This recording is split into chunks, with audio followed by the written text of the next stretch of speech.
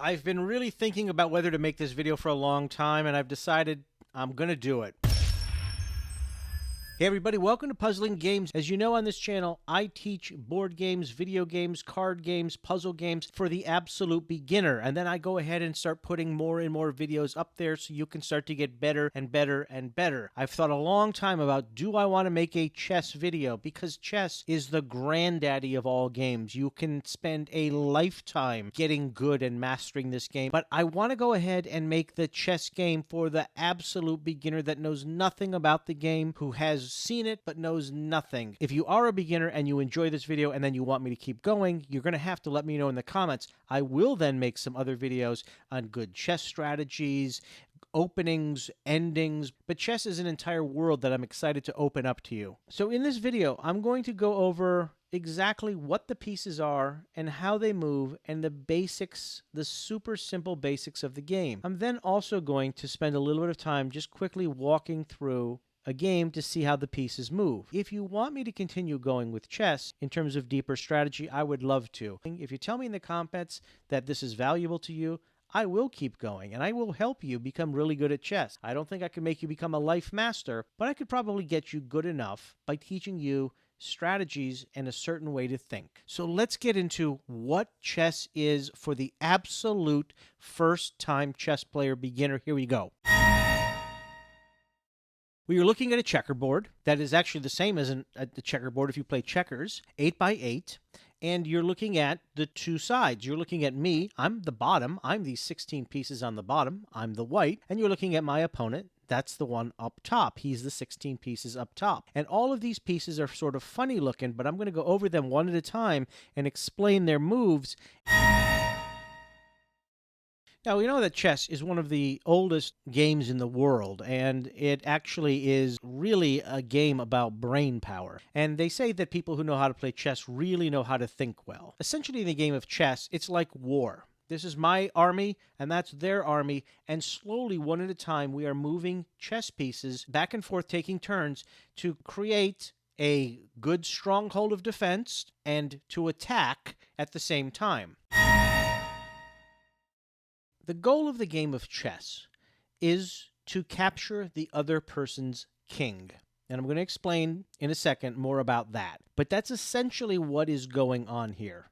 And each of these pieces can make different moves. Much like checkers, you take turns back and forth, each moving. But unlike checkers, where you can only move one piece, one man, different pieces in chess move differently. Some pieces can only go forward. Some pieces can go forward and backwards. Let's talk about each of these pieces and how they move. So this section is what the pieces are. The very next section is going to be, how does each of them move? Well, for starters, each has this second row, I call it the front row, where they have pawns, 8 pawns. I have 8 white pawns there, and my opponent has his 8 black pawns there. If you've ever heard of the expression, like, I'm going to use this person as a pawn, like a sacrificial lamb, it comes from the game of chess. These pawns are not really that powerful in terms of moves. And one thing that people tend to do sometimes is use a pawn as a sacrifice. Which, again, don't worry about any of this. I repeat myself over and over and over. But know that you have 8 pawns. So we have our king, as I pointed out before. And honestly, we also, next to the king, have the queen. Now, how do you know that's the king and that's the queen? Well, you play so many different chess games and chess boards, and all the pieces are designed differently, but the one consistent thing is that little cross on the top that usually tells me that that's the king. And therefore, the other royal-looking piece, which is, usually like a queen's crown, is therefore must be the queen. Beyond that, we have 2 on the outside corners here. They're called rooks. We have these 2 horse-looking things, which are actually not called horse. They're called knights, like a knight in shining armor. And then we have these 2 here, which you have to look hard enough, because if you weren't clear, you might confuse it for a pawn. But these are called bishops. You see the little hash inside of it? It's like a bishop's hat. And that's how everyone starts the game. Their front row, 8 pawns. Then their back row, 2 rooks in the corner next to 2 knights. next to two bishops with a king and a queen. How do you know which side the king and queen goes on? Well, here's the rule I always say, which is the queen goes on her color, meaning on a checkerboard there's usually a lighter color and a darker color. So the lighter colored queen, in this case it's a white queen, goes on the lighter colored one, and the king goes on the other side. And if you look here, the darker colored queen goes on the darker color. In this case, it's green, and therefore the king goes on the other side. That's kind of how I remember the setup. If you're not sure what side the king and queen goes on, just remember that the queen goes on its color. The light queen goes on the light one, the dark queen goes on the dark one. And secondly, white always goes first. So when you're deciding who's going to go first, you're not deciding, does white go first or does black go first? You're deciding, am I going to be white or am I going to be black? Because white always goes first. So let's talk about how a king moves. And I'm just clearing the board to show you a king right in the middle. A king can only move one space at a time, but a king can move in any direction. So here's a king. You can move him one square at a time. So next, let's talk about the queen. The queen, much like the king, can move in any direction she wants, but the difference is, instead of only going one space, she can go as many spaces as she wants.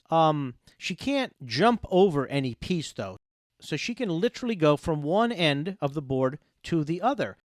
She can go horizontally, she can go vertically, she can go diagonally. And she can go as many spaces as she can that is free. However, she cannot jump over a piece. So, for example, she can't go past that king there.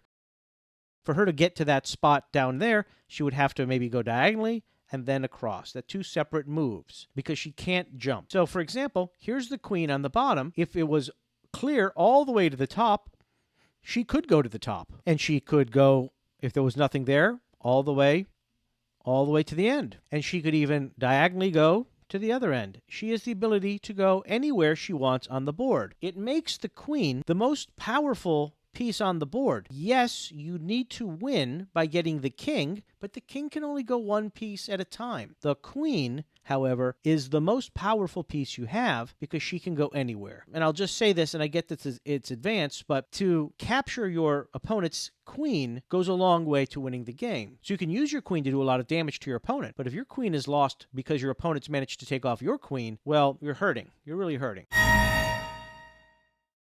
The rook, which is the ones in the corner, is an interesting piece because he can only go horizontally or vertically, but he can go as far, like the queen, as he can, as long as he doesn't jump over another piece. So he cannot go diagonally, but he can go up, down, left. It makes him the second most powerful piece on the board because he can go all the way across to any single space he needs to go. And you have two rooks. Like I said, you can't jump another piece. So let's say you had a rook here on this left and you wanted to move it to the right column. Well, this one couldn't go because you can't jump over a piece. But this one, if it's open, could go all the way to the other side.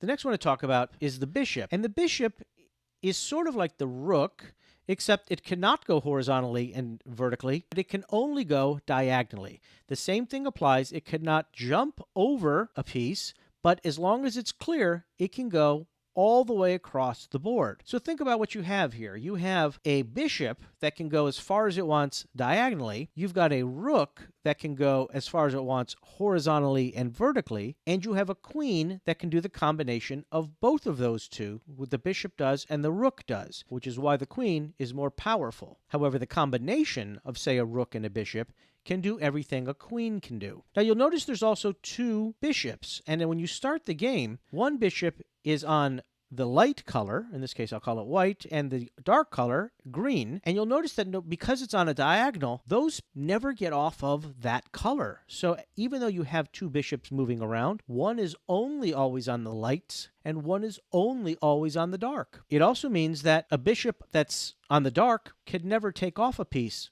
on the light, and vice versa. Let's talk about the trickiest piece, which is the knight, the horse, because it doesn't go in a normal horizontally, vertically, and diagonally. It goes in the shape of an L, as you can see here. It goes 2 and 1, or 1 and 2. But the thing that the knight can do is, because it goes in the shape of an L, it jumps like a horse. It can have all the pieces around it, but it jumps. And look what happens if you were to lay out a piece and see where a horse can go. What you'll see is, actually, it can go here, here, here, here, here, here. Each time it's 2 and 1, an L-shaped, 1 and a 2, or 2 and a 1, but it creates a circle. So it's hard to see without a lot of practice, but now you have a piece that basically is sort of able to kind of go in a circular motion. And it's also a move that the king can't do, the queen can't do, the pawns can't do, no other pieces can do. It's a unique piece in the direction it goes. And it takes a lot of practice to be able to see how you can move a knight or how your opponent might move their knight. But it can be a powerful piece because, in a way, it's a little bit of a sneak attack. For example, you can be here and not realize that this knight is actually able to take you off. You might think, oh, I'm okay in this area. Well, guess what? This knight can go from here to here and here to here. And he's threatening perhaps an area you didn't even think about.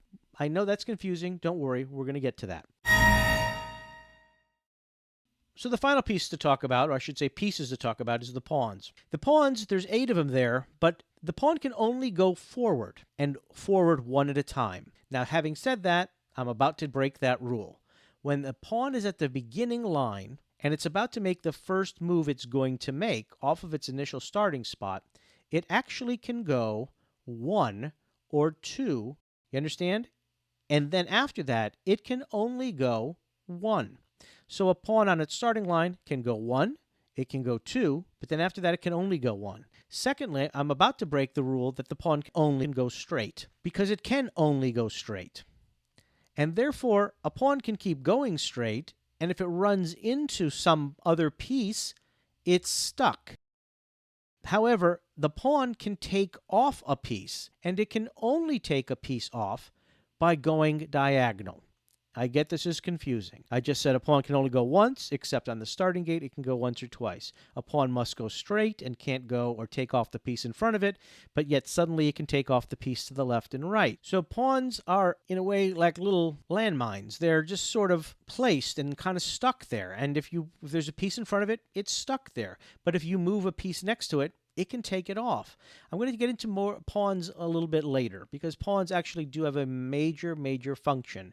But for the most part, they're just a simple, we'll move one small piece, 1. Now, there is something else to know, which is that if you could get your pawn all the way to the other side, to the very end of your opponent's other side, you know, like in checkers, how you get there and you go king me, or you get crowned. Well, if you get a pawn, the pawn gets replaced by the piece of your choice. Most likely you're going to choose a queen. And then suddenly that pawn is no longer a pawn, it's a queen and can go backwards. Getting your pawn all the way to the end to get it promoted is great. You certainly don't want your opponent to be able to get a pawn all the way to the other side, because they also can do it. Additionally, even if you have a queen on the board, or even if you've already had a pawn turned into a queen, if you get another pawn to the other side, you can add another one. You can have 2 queens, 3 queens. Getting a pawn to the other side is extremely powerful. And therefore, you don't want your opponent to get to the other side. One by one, you move pieces around the board. And if you are able to land your piece on the square that your opponent has a piece, you can take that opponent's piece off. That opponent's piece does not come back on the board. They are now playing with 1 less piece. Very slowly, you're taking pieces off the board from your opponent, probably losing pieces yourself, in an attempt to ultimately capture your opponent's king and therefore win the game. If the opponent captures your king, then they have won the game. And let me say this about chess.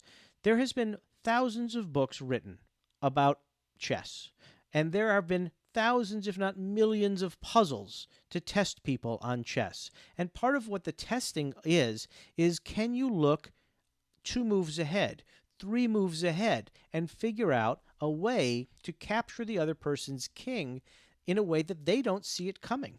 Because to end the game, you've got to take off the other person's king, and they're going to do everything they can to stop you. So you have to really know how the pieces work together to attack in a way that even your opponent can't see it coming. And they're looking to do that same thing to you. So let's talk about the beginning of the game. The beginning of the game, there is only a handful of moves that you can do. However, very quickly, there are millions of combinations that you can do. In the beginning of the game, you can only move your pawns, these 8 pawns, and they can, because they're on the starting spot, a pawn can move either 1 or it can move 2. But after that, it can only move 1. The back row, for the most part, can't move at all, because as I said before, the rook, the bishop, the queen, and the king can't jump a piece. But as I told you, a knight, a horse, can jump because it goes in the shape of an L, 2 plus 1, or 1 plus 2. So when I look at my board, all my possible starting options are move a pawn, 1 or 2, any one of my 8 pawns, or move one of my 2 knights. And actually, this game, when I click on it, shows me the options where that could go. It can go 2 and 1, 2 up and to the left, 2 up and to the right. It can go here or here, jumping the pawns, because a horse, the rook, can jump. Same with this one here, up and to the left, this and that. So with no logic, with no thinking, I'm just going to move 1. And I'm going to move 1 right into the center of the board. My opponent does the same, which is good because it's going to allow me to show you how a pawn moves. So for my next move, I of course can move another one of these pawns, 1 or 2. I could still certainly move my knight 2 up to the left, 2 up to the right, but now my knight could still go. Remember I said it's 2 and 1 or 1 and 2. It could go 1 and 2, and it could go here. That's why that's lit up. My king now, because it can move 1, it could move 1 forward. But look, this bishop, because it only goes on diagonal, now that this pawn's moved, it could move as far as it can, all the way to the end in any of these spots, because it's going diagonal. And also remember how I said the queen can go horizontal, vertical, and diagonal. So the queen also can go diagonal like that. Additionally, the pawn that I have here in the center of the board has 2 options. It can go straight, 1 at a time now, or like I said, if it takes off a piece, it has to go to the diagonally take off a piece. And there is a piece of my opponent's that is diagonal right here. And I could take off that piece, which I will do. I will move him, and my opponent has lost their piece. Was that a good move or a bad move? Again, I am not playing for strategy, so I'm just doing it to show you. But look what's happened here. The queen then came forward, his queen on his move, and moved 3 and took off my pawn. So we've each lost a pawn. So the queen has taken me off, so it's my turn to go again. So I could, again, just to go through my moves, I could move my pawns. For example, I could move this pawn 2, thus being able to threaten that queen. I could move any of these other pieces. I could move that diagonally. I could still move my queen diagonally. I can move my horses to get out, and that's where they can go. Even though there's an entire video I'll make on strategy, the main thing you want to think about here is how do you get off another piece in such a way, perhaps, that they don't take off your piece? Because if I was to move this pawn here, certainly I could take the pawn off on the next move, but then the queen could take me off on the next move by just moving that way. So you want to think in terms of what moves can I do that don't get me taken off? And now I want to add another layer here, which is even though this can move here, the queen could take it off, but sometimes when you're playing this game, you need to think offensively and defensively. So even though it is a good offensive move for me to maybe come here and threaten this queen, the other reason it might be a great offensive move is because if the queen fell for it and decided to take that pawn, then this piece could come and take the queen.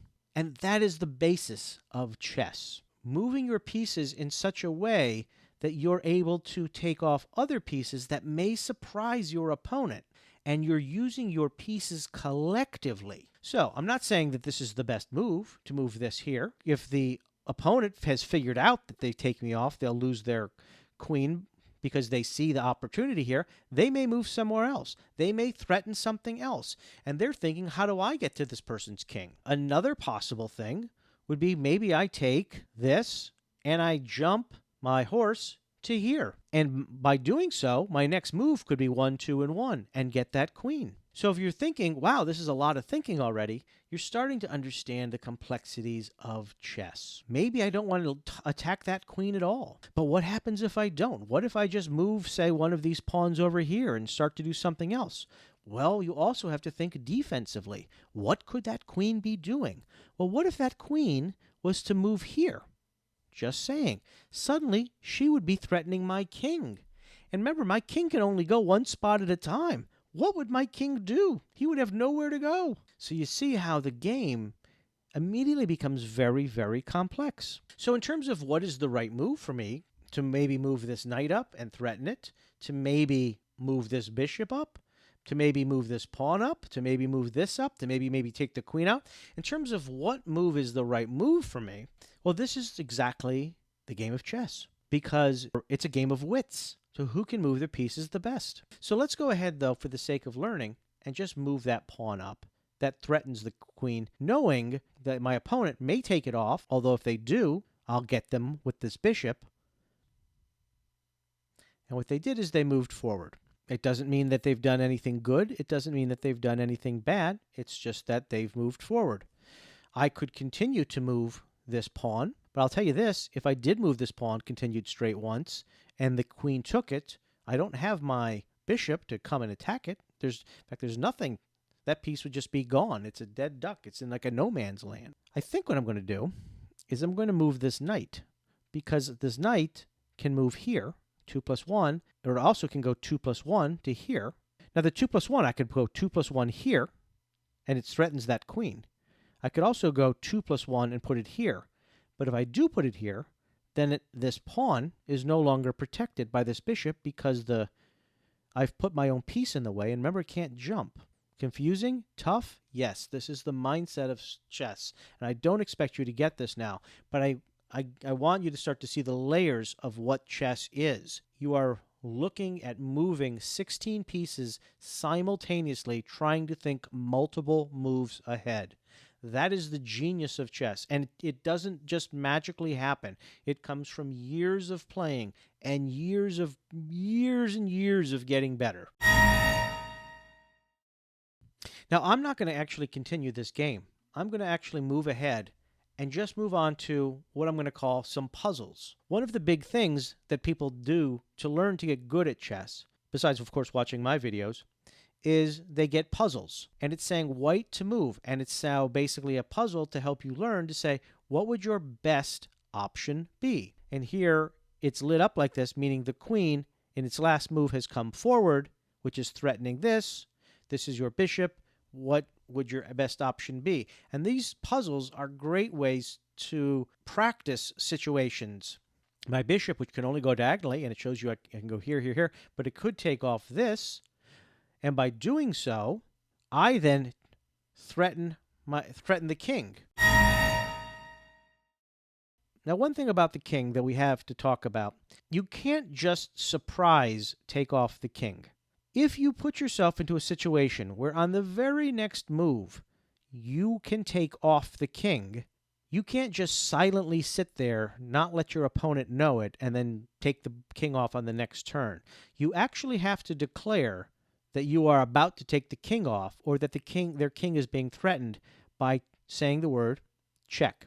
You must say check. You must let your opponent know that you've put their king in check.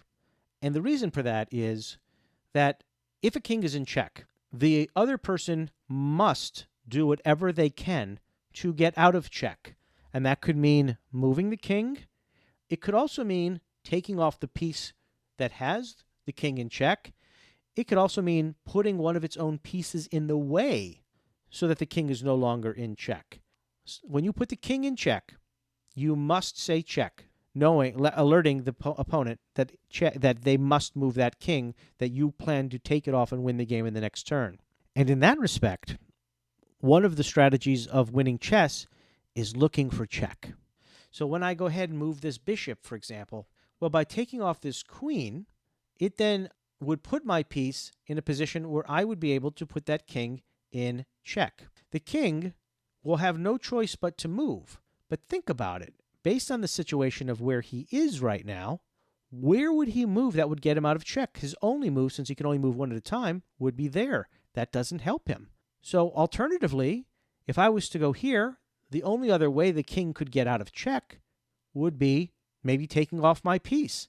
But there's no piece on the board that would be able to take me off if I was here. So the third option would be maybe a piece can block me. And so that's probably what's going to happen here. As I move this here, they'll probably move that bishop, which can only go diagonally, and that one's on the whites, here. It'll be the only option of a move they have because it's check, and they had to protect their king from check. It's the only option they had. And now, as a result, if I was to take that bishop off, the king would be stuck, and I would have won the game because there's no way I would not be getting to the king on the very next move after that, and it would be called checkmate. Checkmate. I'm threatening the king, and I can tell you the king has nowhere to go. So check is what you say when you are letting the other person know that you're threatening their king. Checkmate is what you say when you realize that you're going to be able to take off the king on the next move, and there's nothing the other person can do about it. They can't move their king. They can't take you off. They can't put something in the way. You have checkmated them. That's this video, folks. I mean, it's super dip your toe into chess, but I do know strategies, and I can teach really basic, simple strategies. And if you want me to keep going, I need you to tell me in the comments to keep going. It's a whole mindset, and I hope you enjoyed this video, and I hope you'll want to keep going by letting me know in the comments. In the meantime, check out my Patreon page where you can play games with me one-on-one, and also check out all my other videos and all my other board games, puzzle games, casino games, card games, video games, you name it. Have a good one.